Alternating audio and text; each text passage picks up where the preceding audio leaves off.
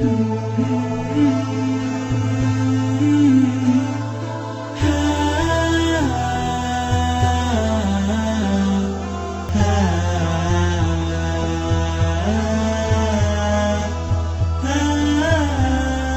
Madinah, singgah di kota Madinah, apa yang terjadi? Semua orang kota Madinah repot, semua orang kota Madinah sibuk. Setiap rumah pasti membawa sesuatu ke rumah Rasulullah SAW. Ada yang mengantarkan kurma kepada Rasulullah, ada yang mengantarkan apa? Madu kepada Rasulullah, ada yang mengantarkan makanan kepada Rasulullah. Bagaimana caranya Rasulullah senang dengan saya dan kenal kepada saya? Itu saja, tak ada yang lebih. Rasulullah kenal kepada saya, senang kepada saya. Itu adalah hal yang istimewa bagi diri saya. Setiap orang mengantarkan. Sampai ada salah seorang wanita bernama Ummu Sulaim. Dia cari di rumahnya tak ada apa-apa. Dia pergi ke dapur tak ada makanan. Dia cari kurma tak ada kurma. Dia cari madu tak ada madu. Dia cari baju pun tak ada baju, kan orang miskin. Apa yang dia lakukan? Masyarul hadirin wal hadirat. Dia ambil putranya Anas, dia datang menghadap Rasulullah SAW. Kemudian dia mengatakan, "Ya Rasulullah, aku sudah periksa semua rumahku dan aku tidak mendapatkan barang. Illa Anas, kecuali anakku Anas. Hada Anas yakhumuka ya Rasulullah. Ini ambil sekalian Anas ya Rasulullah untuk khidmah kepada engkau." Sallallahu alaihi Muhammad. Kecintaan yang luar biasa sehingga ketika dia tidak memiliki apa-apa, anaknya pun diberikan kepada Rasulullah Sallallahu alaihi wa ala alihi wa sahbihi wasallam. Inilah yang terjadi pada mereka yang sudah mengenal Rasulullah. Caranya bagaimana? Baca sejarah Rasulullah. Selalu membaca sejarah Rasulullah. Kenali Rasulullah Sallallahu Alaihi Wasallam lebih dalam sehingga ketika kita sudah kenal kepada Rasulullah SAW, baru kita akan mengetahui bahwa sesungguhnya Rasulullah insan kamil. Rasulullah SAW adalah manusia yang sempurna dan dengan kesempurnaan itu bisa menarik jiwa kita sehingga jiwa kita terhubung bersama Rasulullah SAW, dan hal ini yang bisa menyampaikan kita kepada surganya Allah Subhanahu wa Ta'ala. Orang yang hina bisa menjadi mulia ketika bersama Rasulullah SAW. Orang yang tidak memiliki apa-apa bisa menjadi mulia di sisi Allah Subhanahu wa Ta'ala berkat Rasulullah. Bahkan seorang budak hamba sahaya dari ujung negeri Afrika sana di Ethiopia yang bernama Bilal bin Rabah, sampai sekarang di Malaysia, di Indonesia, bahkan dimanapun tempat kenal siapa yang namanya Bilal bin Rabah. Orang kampung, pedalaman, orang hitam, dan hanya hamba sahaya saja. Akan tapi ketika dia menempel dengan Nabi Muhammad SAW, namanya sampai sekarang disebut oleh siapapun, dimanapun, kapanpun. Nah, berkat dia bersama Rasulullah SAW. Sayyidina Bilal bin Rabah, beliau selalu azan terhadap Rasulullah SAW. Di kota Madinah, beliau ada termasuk muadzinnya Rasulullah SAW. Dan beliau setiap salat datang ke rumah Rasulullah SAW, melewati rumah Rasulullah SAW, kemudian mengatakan, "As-salatu ya Rasulullah, as-salatu ya Rasulullah, as-salatu ya ahla baiti Rasulullah." Ayo sekarang kita mau melakukan salat ya Rasulullah. Beritahu kepada Rasulullah bahwa sekarang sudah masuk waktunya salat. Dan tidak jarang Rasulullah SAW duduk bersama para sahabat. Kemudian Rasulullah SAW mengatakan kepada Bilal, "Arihna biha ya Bilal, arihna biha." Wahai Bilal, bikin aku senang dengan suara azan, dengan salat. Ayo cepat-cepat masuk waktu salat. Karena Rasulullah SAW mengatakan, "Wa ju'ila qurratu 'aini fi shalah." Aku paling senang sama yang namanya salat. Sehingga Rasulullah tidak sabar ketika Rasulullah SAW mengatakan kepada Sayyidina Bilal, "Arihna biha ya Bilal." Ayo sekarang kalau bisa kau cepat-cepat azan sehingga aku bisa melakukan salat, kata Rasulullah SAW. Karena salat adalah tempat yang pas, tempat waktu yang hebat untuk seorang hamba berbicara kepada Allah Subhanahu wa Ta'ala. Seorang wali sufi dikatakan kepadanya bahwa sesungguhnya dia ini orang tidak pernah sumpah. Sumpah apa? Sumpah apa? Hah? Ada sumpah? Sama? Tahu sumpahnya? Tofshan, boring ya. Ada seorang ulama ini wali Allah tidak pernah sumpah sama sekali, tidak pernah bosan sama sekali. Akhirnya ditanya, "Wahai alim, wahai wali, wahai sufi, kenapa engkau tidak pernah bosan sama sekali? Sekalipun tak pernah bosan." Akhirnya apa jawabnya? "Bagaimana aku bisa bosan kalau aku bisa berbicara dengan Allah dan aku bisa diajak bicara sama Allah penciptaku?" Bagaimana aku bisa bosan ketika aku bisa berbicara dengan Allah dan diajak bicara oleh Allah Subhanahu wa taala yang menciptakan aku. Kata orang-orang, kau gila. Kau gila, bagaimana bisa orang berbicara dengan Allah dan bagaimana bisa orang diajak bicara sama Allah? Ya, ketika aku ingin berbicara kepada Allah, maka aku mendirikan salat dan aku mengatakan kepada Allah, iyyaka na'budu wa iyyaka nasta'in. Ihdinas siratal mustaqim. Siratal ladzina an'amta 'alaihim, siratal ladzina an'amta 'alaihim ghairil maghdubi 'alaihim. Dan terus-menerus membaca ayat-ayat sehingga apa? Seakan-akan dia mengucap bahwa sesungguhnya aku ini sedang bermunajat kepada kamu. Lalu, bagaimana caranya Allah berbicara dengan kamu? Aku membaca Al-Quran. Aku mendengarkan kalam Allah Subhanahu wa ta'ala. Maka seakan aku sudah mendengar firman-Nya Allah Subhanahu wa ta'ala dengan membaca. Hadza Sayyidina Bilal bin Rabah selalu menyenangkan Rasulullah SAW dengan suara azannya. Setiap hari beliau azan untuk Rasulullah SAW, berkhidmat untuk Rasulullah SAW. Tidak pernah kenal lelah Sayyidina Bilal bin Rabah. Sampai suatu saat Rasulullah SAW wafat dan Sayyidina Bilal bin Rabah, karena dia tidak kuat, setiap dia melewati lorong dia dapatkan, wah ini saya teringat ketika saya duduk sama Rasulullah, ketika lewat rumah Rasulullah, saya teringat ketika saya mengatakan as-salat ya Rasulullah. Bahkan tidak jarang beliau ketika lewat rumah Rasulullah mengatakan as-salat ya Rasulullah, dan beliau teringat bahwa sesungguhnya Rasulullah sudah tidak ada. Akhirnya Sayyidina Bilal bin Rabah pindah ke negeri Syam dan membawa keluarganya semua ke negeri Syam, pindah hidup di sana. Sehingga pada suatu saat Sayyidina Bilal bin Rabah bermimpi bertemu dengan Rasulullah SAW. Lalu Rasulullah SAW mengatakan kepada Sayyidina Bilal, "Ma hadzal jafa ya Bilal? Kenapa engkau sombong sekali kepada aku, wahai Bilal, sehingga engkau menjauh dariku? Ma hadzal jafa ya Bilal? Apakah engkau sudah tidak mau lagi mengenal aku?" kata Rasulullah SAW. Terbangun dari tidurnya, dia langsung bersiap-siap mendatangi makamnya Rasulullah SAW. Beliau hijrah ke kota Madinah bersama keluarganya. Sampai di sana, dia memasuki masjid Rasulullah SAW, mengenang apa yang terjadi pada zaman Rasulullah SAW. Sehingga ketika dia mau masuk masjid, dia bertemu dengan Sayyidina Abu Bakar pada zaman khilafahnya Sayyidina Abu Bakar. Sayyidina Abu Bakar berkata kepada Sayyidina Bilal, "Adzin lana kama adzanta li nabiyya Muhammad." Wahai Bilal, tolong engkau azan sebagaimana engkau azan kepada Nabi Muhammad SAW. Kata Sayyidina Bilal, aku tidak kuat. Abu Bakar, aku tidak akan kuat di hadal magam, aku tidak akan kuat. Aku pasti tidak bakal menyempurnakan azanku, karena aku pasti akan teringat kepada Rasulullah SAW. Akhirnya Sayyidina Abu Bakar berkata kepada Sayyidina Umar, coba kau saja yang suruh Bilal ini azan. Karena Sayyidina Umar kuat orangnya. Jadi ketika orang disuruh Sayyidina Umar, iya. Kenapa? Karena Sayyidina Umar terkenal orang yang pemberani. Sayyidina Umar menyuruh, tak mau juga. Sayyidina Uthman menyuruh, tak mau juga. Sayyidina Ali, mantu Rasulullah, orang yang terdekat dengan Rasulullah SAW, mengatakan, "Ya Bilal, adzanna kama adzanta li Nabi Muhammad SAW." Dia mengatakan, "Enggak mau, aku enggak kuat agama ini." Sampai datang dua orang ke masjid tersebut yang bernama Al-Hasan wal Husain, putra Rasulullah SAW, cucu Rasulullah SAW, orang yang paling disayang oleh Rasulullah SAW. Datang kepada Bilal, "Ya Bilal, adzin lana kama adzanta li jaddi Muhammad sallallahu alaihi wasallam." Wahai Bilal, tolong sekarang kau adzan sebagaimana kau adzan kepada kakekku Muhammad. Dan Sayyidina Bilal ketika melihat muka Sayyidina Hasan dan Sayyidina Husain yang sangat menyerupai Rasulullah, seakan-akan sekarang dia sedang disuruh oleh baginda Rasulullah, kemudian beliau maju langsung adzan. Allahu Akbar, Allahu Akbar.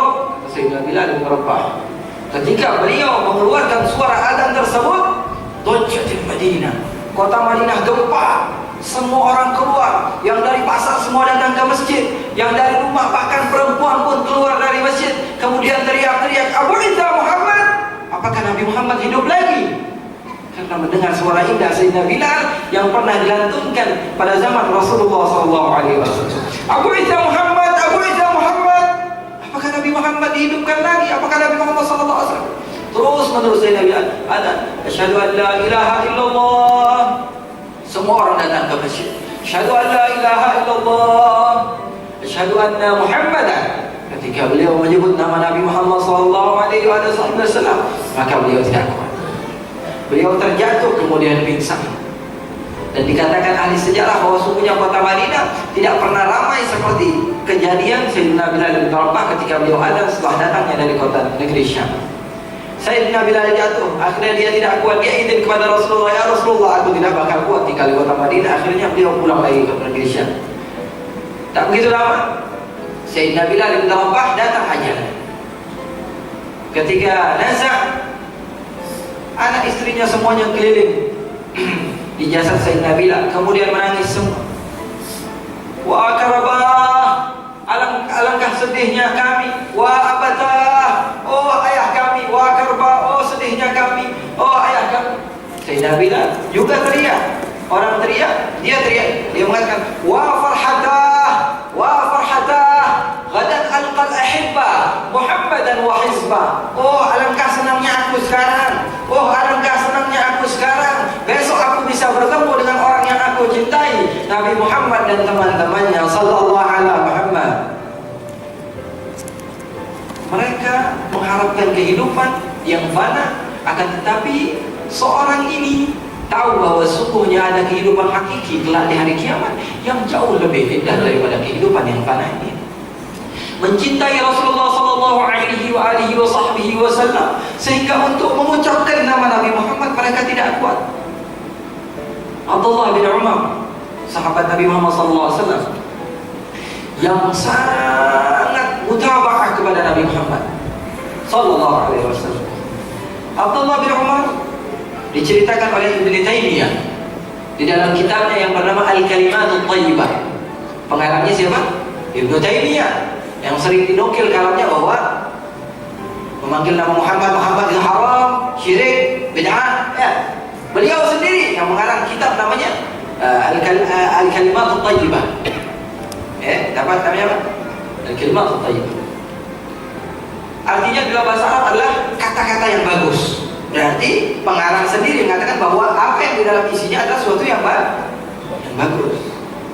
Di antara hadis-hadis yang disebutkan di dalam kitabnya tersebut adalah bahwa sungguhnya Sayyidina Abdullah bin Umar pernah suatu saat beliau sedang jalan menunggangi kuda. Ketika menunggangi kuda, Sayyidina Abdullah bin Umar terjatuh ke dalam jurang. Akhirnya tidak kuat Sayyidina Abdullah bin Umar untuk naik, tak bisa. Akhirnya sahabat-sahabatnya membantu, tak boleh, tak kuat. Sayyidina Abdullah mau panjat, tak bisa juga. Akhirnya sebagian mengatakan, ayo kau baca wirid-wirid, ya, baca zikir-zikir sehingga kau bisa terbang atau bisa apa gitu. Akhirnya dibaca, tak boleh juga. Akhirnya salah seorang di antara mereka mengatakan, uzkur habbun nas ilaik. Kalau begitu sebutkan nama orang yang paling kau cintai. Qala Muhammad, faka'annama nashata min iqal. Lalu beliau mengatakan, wahai Muhammad, maka seakan-akan beliau terbang kemudian ke tempatnya semula. Ya, ma'asyiral hadirin, beliau mengatakan, ya Muhammad. Panggilan kepada orang yang sudah meninggal menurut sebagian orang, padahal Allah Subhanahu wa taala mengatakan, wala taqulu liman yuqtalu fi sabilillahi amwat bal ahya walakin la tash'urun. Jangan sekali-sekali engkau mengatakan bahwa sungguhnya orang yang meninggal dalam keadaan syahid, mereka ini adalah orang yang sudah mati, mereka itu masih hidup, akan tapi kalian yang tidak merasakannya. Nabi Muhammad sallallahu alaihi wasallam. Tapi bila? Sudah. Boleh lagi. Oke. Nabi Muhammad sallallahu alaihi wasallam adalah pemimpin para syuhada. Kalau para syahid pun mereka tidak boleh dikatakan mati. Bagaimana Rasulullah SAW pemimpin para syuhada sallallahu alaihi Muhammad? Pada zaman dahulu ada seorang imam namanya Al-Imam Waqi' Ibn Jarrah di kota Irak sana. Siapa namanya? Waqi' Ibn Jarrah. Salah satu guru daripada guru Al-Imam Syafi'i. Bahkan Al-Imam Syafi'i pernah mengatakan dalam syair yang terkenal, beliau mengatakan, syakautu ila waqi'in su'a hifdhi فأرشدني إلى ترك المعاصي فأخبرني بأن العلم نور ونور الله لا يهدى لعاصي. Dia mengatakan, aku pernah mengadu kepada guruku Waqi' bin Jarrah bahwa sungguhnya aku susah menghafal Al-Quran, menghafal hadis, aku susah. Maka dia menasihatiku bahwa sungguhnya dengan maksiat, maka sungguhnya ilmu itu adalah cahaya. dan cahaya Allah tidak akan diberikan bagi mereka yang maksiat. Ini gurunya Imam Syafi'i, yang Imam Syafi'i sering mengadukan kepadanya. Imam Waqi' bin Jarrah adalah imam yang terkenal. Beliau kalau membuat majlis yang hadir ribuan, bahkan pejabat-pejabat orang pemerintahan pun ikut hadir bersama dia. Kalau sudah membuat majlis, banyak orang yang ikut hadir. Beliau pada zaman Abu Hanifah, atau di bawah sedikit dari Abu Hanifah, tapi di atas Imam Syafi'i. Waqi' bin Jarrah pada suatu saat beliau mengadakan majlis yang besar. Beliau membacakan sejarah Rasulullah SAW, membacakan hadis Rasulullah SAW, dan di antara salah satu hadis yang disebutkan oleh Waqi' bin Jarrah, hadis ini sanadnya tidak benar, akan tapi ketika itu karena yang namanya penceramah terkadang preset di lidahnya, karena keasikan ngomong akhirnya semua disebut. Ya namanya manusia, semua pasti akan salah. Semua manusia itu salah. Akhirnya Waqi' bin Jarrah menceritakan salah satu hadis bahwa sesungguhnya Rasulullah SAW ketika meninggal dibiarkan, setelah 3 hari didapati oleh sebagian sahabat tangan Rasulullah SAW mengkerut. Tahu kalau orang wafat, orang meninggal itu kalau tak diberi balsam, tangannya akan mengkerut ya. Tangannya mengkerut. Dikabarkan bahwa semuanya Rasulullah SAW tangannya mengkerut. Akhirnya apa yang dikatakan oleh Waqi' bin Jarrah ini direkam oleh sebagian murid Waqi' bin Jarrah. Oh, ada yang megang handphone, ada yang megang iPhone, kan ada artinya. Direkam semua, disebarkan, di-share ke Facebook ya, di broadcast. Akhirnya sampai ke kota Madinah, ke kota Mekah, bahwa sungguhnya Waqi' bin Jarrah mengatakan bahwa Rasulullah 3 hari setelah wafat, Rasulullah SAW tangannya apa? Tangannya berkerut. Ada salah satu imam ketika itu di kota Mekah mendengar apa yang dikatakan Waqi' bin Jarrah. Beliau mengatakan, barang siapa yang bisa membawa Waqi' bin Jarrah ke sini, maka dia aku akan doakan masuk surganya Allah Subhanahu wa taala. Dia akan menjadi orang yang saleh. Dia akan menjadi orang ini dan itu. Kenapa? Karena Waqi' bin Jarrah adalah orang yang tidak memiliki akhlak kepada Rasulullah SAW. Tidak memiliki adab kepada Rasulullah SAW. Bahkan orang kafir pun lebih mulia daripada Waqi' bin Jarrah. Karena orang kafir memuji Rasulullah, tapi Waqi' bin Jarrah menghinakan Rasulullah SAW. Lihat masyaallah hadirin, kecintaan orang zaman dahulu kepada Rasulullah. Kalau kita tidak, bahkan ada yang menggambar Rasulullah biasa saja tidur di rumah nonton televisi. Benar atau tidak?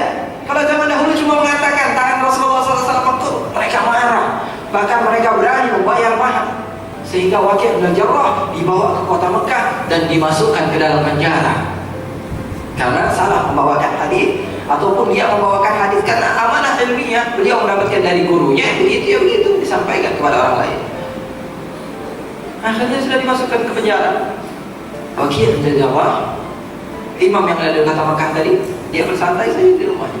Sehingga suatu saat semua ulama datang dari penjuru dunia, karena Waqi' bin Jarrah ini mempunyai akad yang hebat, cerdas, ulama yang ternama.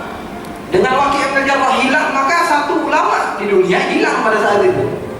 Akhirnya setiap ulama dari setiap daerah mengatakan kepada imam itu, wahai imam Makkah, wahai syekh Makkah, keluarkanlah dia dari penjara itu. Saya tolong, mungkin dia kesalahan. Tidak. Apakah engkau ingin menjadi dajjal sehingga ingin mengeluarkan dajjal ini?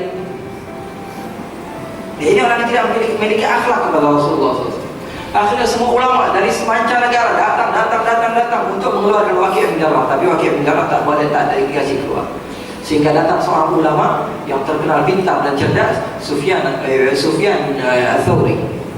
Dia datang kepada Imam Makkah tadi mengatakan, wahai imam, kau tahu atau tidak bahwa sungguhnya Waqi' ini mempunyai murid orang pemerintahan. Kalau engkau memperlakukan Waqi' bin Jarrah dengan tidak benar, maka ulama-ulama semua akan dibunuh oleh pemerintah. Gara-gara satu Waqi' bin Jarrah, maka banyak ulama yang akan mati gara-gara engkau. Maka dengan mengeluarkan dia, insya Allah ulama-ulama kita akan selamat. Akhafud dhararain katanya, ada dalam kaidah usuliyah. Itu kalau misalnya ada 2 hal semuanya jelek, maka mau tidak mau kita ambil satu. Sekarang kita berada di hutan yang di situ tidak ada makanan sama sekali. Ada bangkai babi, ada kita, dan tak ada makanan sama sekali. Kalau kita tidak makan bangkai babi, maka kita akan mati. Kalau kita makan bangkai babi, hukumnya haram. Dua-duanya haram. Berarti dua-duanya tak boleh dilakukan. Tapi ada yang lebih lemah. Akhafud dhararain, ada yang lebih mudah untuk dilakukan, maka itu saja dilakukan, tak apa-apa. Setelah itu taubat kepada Allah Subhanahu wa taala. Maka bangkai wajib babi ketika itu hukumnya wajib untuk dimakan. Agar apa? Agar kita bisa selalu hidup. Nah, ini dia memakai kias dengan hal yang seperti itu, akhafud dhararain. Kalau kita memperjarakan waki, maka ratusan ulama akan meninggal. Kau keluarkan saja waki, suruh dia aja menjauh dari sini, tapi ulama-ulama kita akan selamat. Ya kata begitu. Kata imam tadi, ya sudah, keluarkan saja waki, tapi dengan syarat jangan sampai dia menginjakkan kakinya lagi ke tanah suci, ke kota Makkah dan kota Madinah. Jadi Imam Waqi keluar, dan beliau sebelum keluar beliau izin kepada imam tadi bahwa semuanya aku sekali saja ingin berziarah kepada Rasulullah SAW. Akhirnya diizinkan. Imam Waqi datang ke kota Madinah, menziarahi Rasulullah SAW, menangis di hadapan Rasulullah SAW. Kemudian beliau mendatangi makam syuhada Badar. Ketika itu syuhada Badar, beliau teringat hadis dari Jabir bin Abdullah bahwa sungguhnya syuhada Badar, orang-orang yang meninggal pada peperangan Badar itu, pada peperangan Uhud itu 40 tahun setelah peperangan Uhud, kuburannya digali lagi untuk dipindahkan. 40 tahun. Dan mereka semua mendapatkan bahwa sesungguhnya badan orang-orang yang dari syuhada Uhud itu semuanya utuh, bahkan tidak mengkerut sedikit pun. 40 tahun. Lalu dia berpikir, kalau syuhada Uhud saja setelah 40 tahun tidak mengkerut tangannya, bagaimana Rasulullah SAW pemimpin mereka?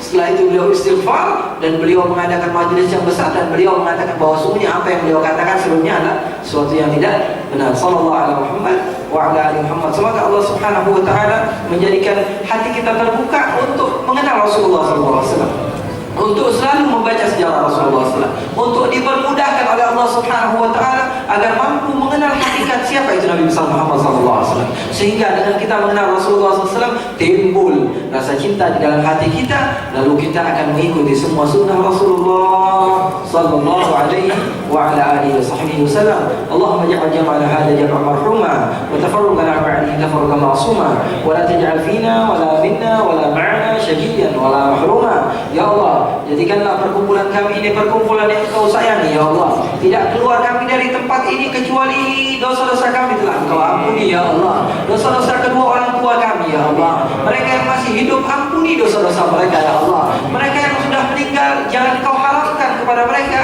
akan apa-apa pahala yang telah Engkau bagikan kepada kami, ya Allah. Kami minta maaf kepada Engkau, ya Allah, karena Rasulullah SAW sudah banyak jasa kepada kami, namun kami tidak ada jasa kepada Rasulullah. 24 jam Rasulullah SAW mengingat kami, namun kami 1 jam saja jarang dalam sehari kami mengingat baginda Rasulullah SAW. Aku qauli hadza astaghfirullahaladzim li wa lakum wa lisairil mu'minin wal mu'minat walhamdulillahi rabbil alamin.